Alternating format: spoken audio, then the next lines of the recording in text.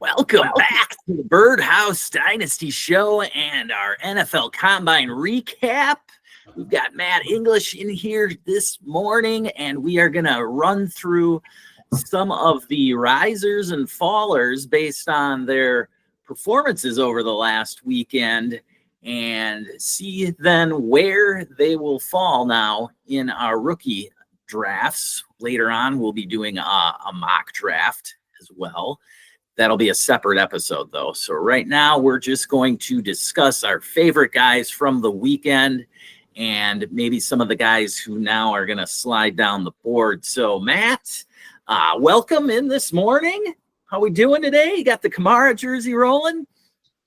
Yeah, man. I woke up and I just was kind of feeling a little running back happy today. So I feel like we're going to be talking a lot about running backs with this draft class, so I figured I'd open it up with some Alvin Kamara jersey. But I'm doing well, man. Doing very well. Excited to talk about what was an interesting combine. A lot of things were confirmed, and then we had some guys kind of come out of nowhere and really put themselves on the map right before the NFL draft. Yes. It is a good time to be a rookie running back heading into the NFL, that's for sure, because these running backs, they set the record for an average 40-yard dash time of a 4.48. That's all of them combined, averaged a 4.48. That's just insane at the running back position. I mean, generally speaking, 4.4 and 4.5 is a good time for the running backs. Anybody that runs in the 4.3s is a burner. And we had 7 or 8 guys running the 4.3s, I think it was. So there was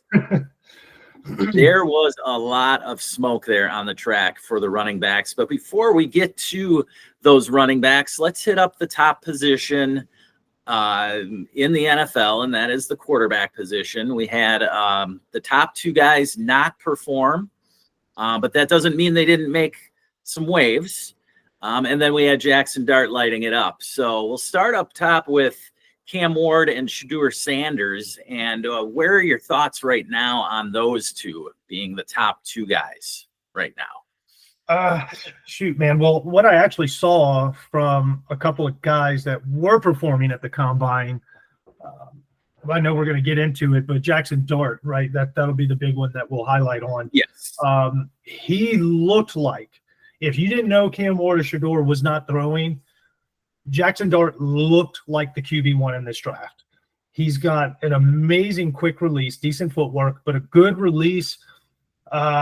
He spins the ball incredibly well. The turnover, the way the ball turns over in the air, I'm not going to say perfect, but close to it. And the zip he had, he threw a couple of balls that looked kind of flat.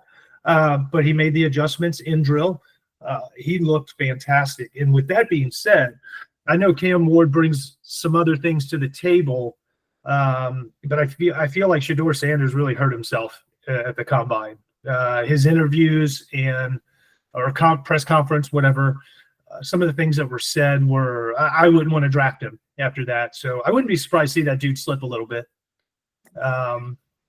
unless the Raiders don't care. Unless they don't care. And they may not. They are the Raiders after all. But, yeah, I agree with you. Shedeur came across as just rather a little arrogant. And, the going – I get where he was trying to get at. Like, modest. Right. Like, I understand. We know that you turned Jackson State around and then you went to Colorado and improved that program. I mean, yes, Colorado was in the dumps before Dion got there and brought his kid and Travis Hunter there. But at the same time, him trying to say that he's just going to change around the whole NFL franchise, like, he's not Jaden Daniels, okay? I think that he's an NFL quarterback, so I'm not dropping him off my board by any means. But with Jaxson Dart, the dude's gone out there and shown me something. I want to see it. I don't want to hear it. Okay. That's what it comes down to for me between those two. And so with that being said, it's really hard for me to not take Dart over Shedeur Sanders right now. Right. I still think Shedeur will go at least top 10, top 15 in the NFL draft. He'll still probably go top 10. Yeah.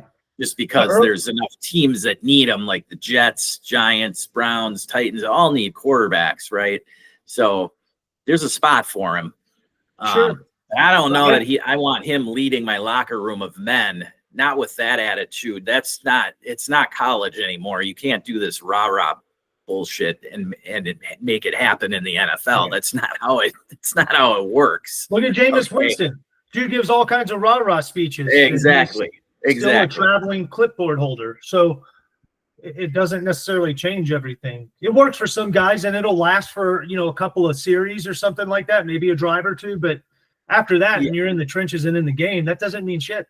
No, not at the quarterback position. Again, you bring up his dad, Dion did it, and he was doing this at the cornerback position. The cornerback position is, yes, where you can talk smack and get into the wide receiver's head. That's understandable. I mean, your guy Lattimore, for years, that's all he did. I don't know how good of an actual cornerback he was, but he knew how to get into people's heads. I'll give him that. Yes, he did. And that's not how you play the quarterback. You're not going to intimidate 5, 6, 7-year NFL veterans by something that you say in the press clippings. That only pisses them off. That only he just put a target on his back. Against you. It works against you at the quarterback position. So, Dion's got to sit his kid down and tell him to shut up for a little bit here. Well, and it could happen, and things could change, and we could all be wrong. And Jaxson Dart is the next, Josh Rosen. I don't know, but I hope not, because I do like some of the quarterbacks in this class. It's much better than, say, 2 years ago when we had Kenny Pickett as the top quarterback. Okay, that was scary. Right, these guys, this class, at least we've got Cam Ward, Shedeur, Dart, and even Milroe's probably going to get some work at some point in the season. His hands grew a whole inch, so that could be one of the biggest wins for anybody over the weekend. Honestly, how do you grow from 8.5 inches to 9.5 inches? I mean, I know they've got medicine for that. But look, enough for Shedeur. We've mentioned Cam Ward's name, and I know we didn't get to see anything at the combine, but watching his tape, right, listening to him speak in his interviews, I like him more than Shedeur from an interview standpoint. But Cam Ward's a guy that's going to go out and pull the trigger wherever he goes. Whenever he gets on the field, he's a quarterback that he kind of got that Brett Favre mentality. I'm going to keep firing, which I think that's great. That if anything, you're going to tell him to dial it back, not dial it up, right? Which I think is a good thing. He's going to learn from those mistakes. There's going to be some dumb throws in there, but you're going to get to see it. He's got the arm strength, and he's got some legs. Oh, yeah.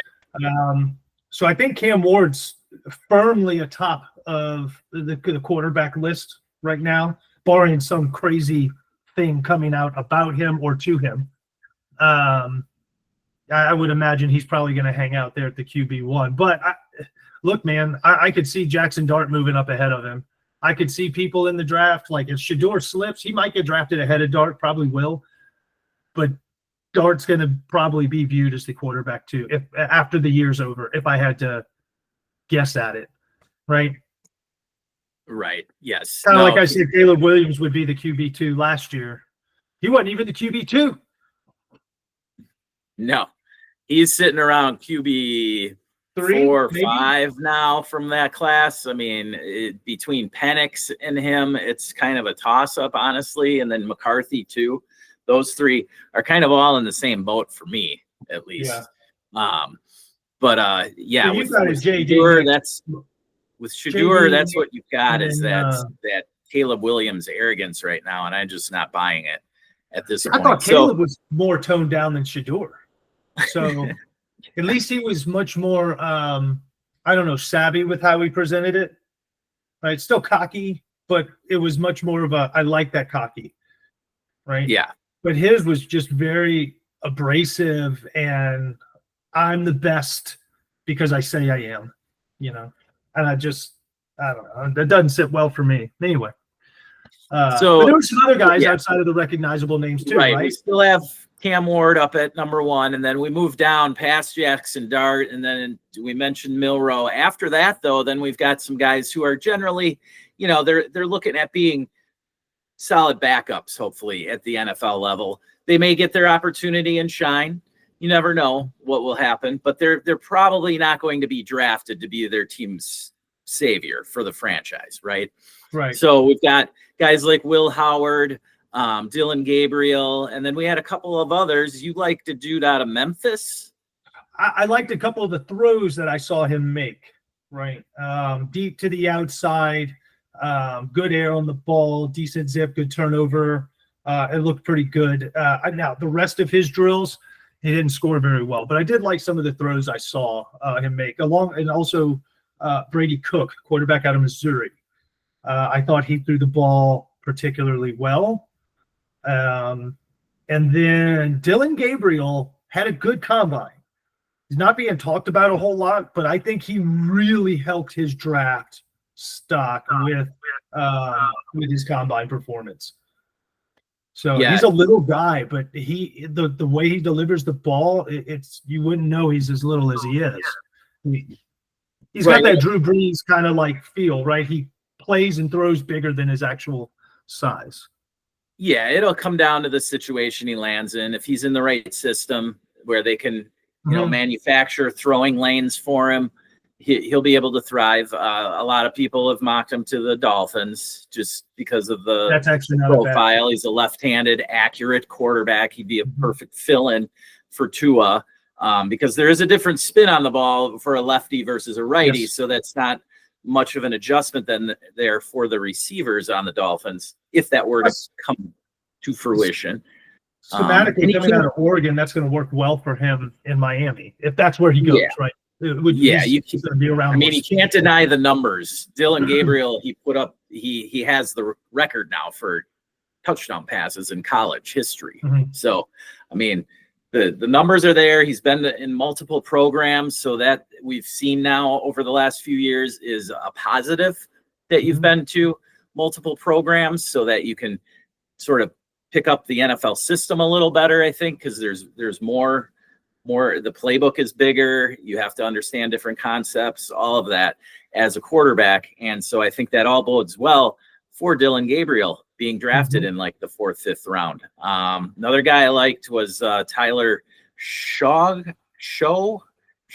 I don't know how to say it yet. Out of Louisville.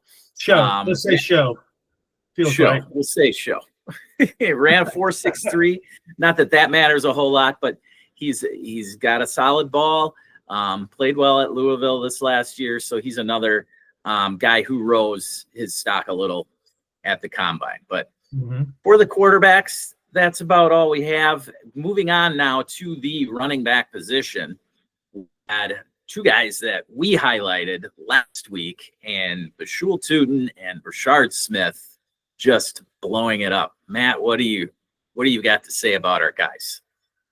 I was tickled pink. When I was watching. Well, I didn't watch it live on Saturday. Okay, I rewatched the quarterback, running backs, and receivers on Sunday morning. But I was just tickled so pink when I started watching it. I got the updates, right? I knew what was happening, but when you see it, you see them move, you see them hit their drills. I was very impressed with, we knew it was going to be a deep class, but my goodness, dude. My goodness. There's like 20 running backs I like. 20. Absolutely. I'm loving it for my all these 3rd and 4th round picks. I am just loving it to fill up the running back room. I want to clear out all of those veterans and just fill it up with these rookies. Yes. Look, day 2 is going to be a fun day at the NFL draft. We're going to see a lot of future fantasy guys getting drafted, and it's going to be really fun. yeah, Tootin and Brashard Smith both worked their way up to the day 2 conversation, at least. You know, Brashard was ranked a little bit below Tootin heading into the combine, but man, the dude, a 4.39, he can catch the ball well. Like, he is a better version of Tyron Tracy. And so, you know, if he still slides to day 3, man, whoever's getting him is getting a gem there. And it could happen because it all depends on what the teams are looking for. You know, Brashard Smith's profiles is more of a better third down type back. I saw Baltimore taking him in one. So that would be, you know, it would be a nice fit with the hammer of Henry. And then Brashard Smith would sort of take over that Justice Hill role there. But and he's a bigger back than Justice Hill. So that is there too for Brashard Smith. But then you've got all these hammers. You've got Damian Martinez out of Miami. He had a fine combine. Then you have Dylan Sampson, who's a burner. He came out of nowhere last year, but he also had a good combine. Like, it's really hard right now for me to see which running backs I want to take in round 2 of our rookie drafts versus just waiting and grabbing what's left in round 3 and then round 4, because I like Tootin's speed. It's great. But again, to me, he's somewhere in between Kamadi Vidal and Austin Eckler, right? He's somewhere in that mold. And so he's not somebody that's going to be drafted to come in and be the 3-down back right away. Not like the top 5 running backs in the draft can be. Now, there were some backs who struggled a little. That would be like Ollie Gordon. Didn't help himself so much.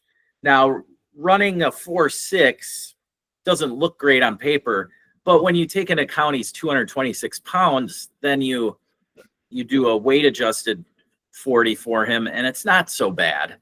But he's still, with the other guys performing so well, somebody has to move down the board, and I think Ollie Gordon's one of them. Right. Look, speed isn't everything.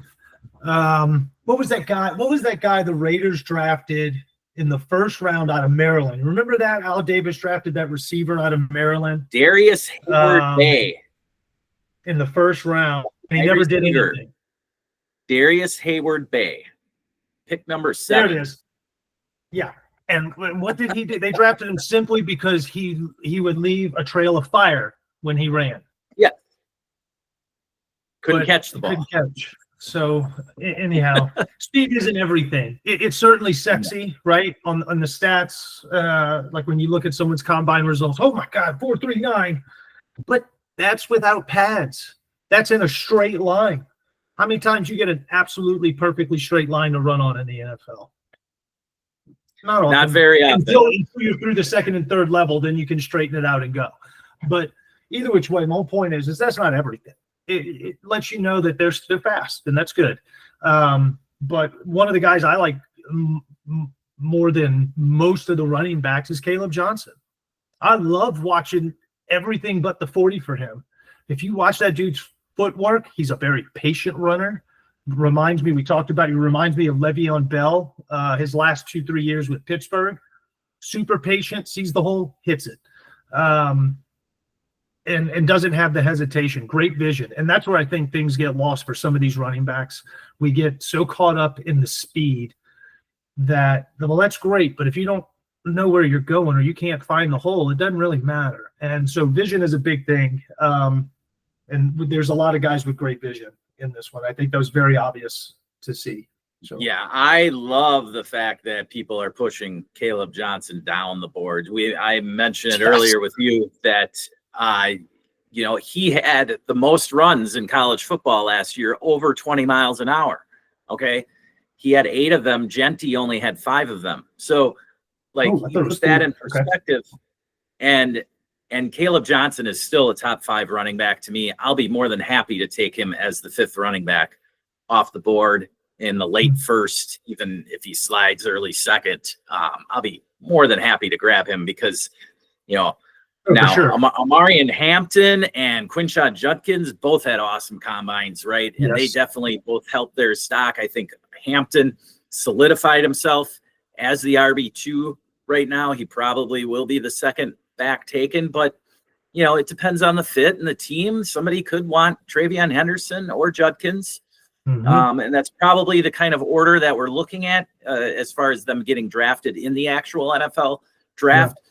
But I love Judkins. I've been on him all the way since he transferred from Ole Miss to Ohio State. I liked him. He was a great fit there at Ohio State with Travion Henderson, and I think people are getting past dinging either of them for both of them being in the backfield together. So I see them as both solid top 5 backs in this draft. Now, moving on to the wide receivers here. This is where that straight line speed you talked about comes into play. But I saw an interesting stat. I'll throw this one at you. So over the last 10 years, the top 40-yard dash guy has amounted to 0 top 24 finishes in fantasy. Meanwhile, the top shuttle cone guy has amounted to 24 finishes in the top 24. So now that's multiple guys have done it. Jamar Chase was one. So he's got 4 straight right now rolling with. Chris Godwin was another. He's got about 4 or 5. I don't know Puka? how many. But the point, Chris Godwin. No, I was saying, but Puka's another one, right? Oh, Puka. So. Yes, Puka is another one. So you see what we're getting at. There's like 5 guys that are amounting to 24 top 24 finishes on in the shuttle cone. So if you're looking at something that is meaningful, actually, fantasy-wise, that's the drill to look at, especially for the wide receivers. The running backs as well, because you talked about that vision and that side-to-side movement. Those are things that actually happen in NFL games, right? So it's a much more telling drill at the combine to look at that you can actually translate into fantasy production there. Yeah. But this is nothing to take away from Matthew Golden. He definitely helped his stock with his 4.29 that he ran. What are where are you putting Golden right now? Because some people have him as their wide receiver 1 now. Oh, that's crazy talk. That's crazy talk. Well, he's moved himself ahead of his teammate. Okay. Sure. I'm not going to put Travis Hunter in the wide receiver mark because he's going to be drafted as a DB, and that's where he's going to play most of his ball. At least that's what I see, right? So then you got Luther Burden, Tatori McMillan, Igbuka. I mean, with this receiver class, he'll probably be drafted as a top 5 to 7 receiver. I think that he moves himself ahead of Trey Harris, I guess, and I'll comfortably. Yeah, he's ahead of him. Ahead of Trey. But the guy that you talked about last week, Jaylen Noel, had an awesome combine, and he showed his RAS score was phenomenal. He didn't just do it. Point is, he didn't just do it in the 40. He did it in the shuttle drill, the 3-cone drill. He did it everywhere. The vertical. I'm just saying he's a guy that I'll comfortably take in round 2 of the mock draft. Yeah, I'll do here. He's 4.39 40, 1.5 on his 10-yard split. His vertical was 41.5. Oh my God. Yeah. Broad jump 11.2. That is strong. 3-cone 6.82 seconds. 20-yard shuttle 4.17. Bench press. This is impressive for a wide receiver at 23. So yes. If you're looking at I want just combine results and that's how I'll pick it, dude, he's going to be at the top of your board. He's like 3rd overall in this wide receiver class for raw athleticism. So, and he's 8th if you want to count his total rank. That being said, I'm not saying you jump into the first round and shock everyone and pull the trigger on Jaylen Noel, but man, at the end of a second round, what a great grab to have. Even if it doesn't pan out by the lead on the paper, it's where you should be pulling a trigger late in the second. You can't ask for a better grab at that point. So no. And then his teammate Jaden Higgins did well at the combine. So did Jalen Royals. So both of those are great grabs. And I've got all three of those guys together. All three of those guys together clumped into a tier. So that, yeah. Yeah. I love that tier at wide receiver right now. After that, I'm not really loving many people. Alec Iomaner is kind of in that area as well. He had a good combine. He's out of Stanford, good route runner.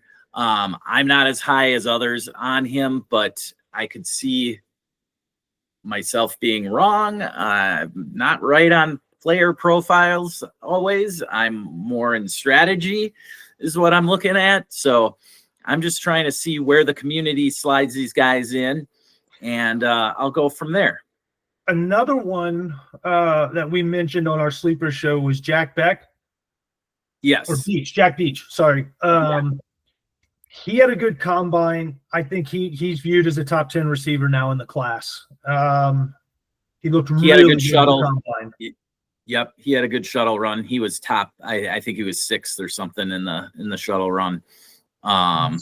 So yes, Jack Beach is also a nice, solid grab if you're looking for wide receiver in that range. This is the range again where it gets to where I'm going to be probably looking at running back, but if they slide, I don't mind taking them. And then landing spot, of course, will matter in that as well. So, but at the top, do you see? I didn't personally see anything to drop Tet down from the number 1 wide receiver. Luther Burden was all right. So was Egbuka. I still see those two as the wide receivers 2-3 in the class, and then we'll just take the landing spot and see. I think both of those guys have a real good shot at getting onto good NFL teams because I think they'll get picked somewhere around the 20s. So that means they'll be on a playoff roster, giving them likely a better quarterback to be throwing them the ball. But it also puts them in a spot where they're probably wide receivers 2s on their teams, which is all right. If you get on the field, if you get on the field, your ability should do the work for you at that point. Yes, you might not be the widest heck. As long as you get on the field, you could change everything in your rookie year. So we've seen guys do it. Time in and time out. Look, last year we had 4 1,000-yard rookie receivers, 4 receivers that went over 1,000 yards. That's crazy. That's crazy, dude. Yeah, I'm not going to bet on that happening with this class, but I don't know that we're going to have a class like last year. No.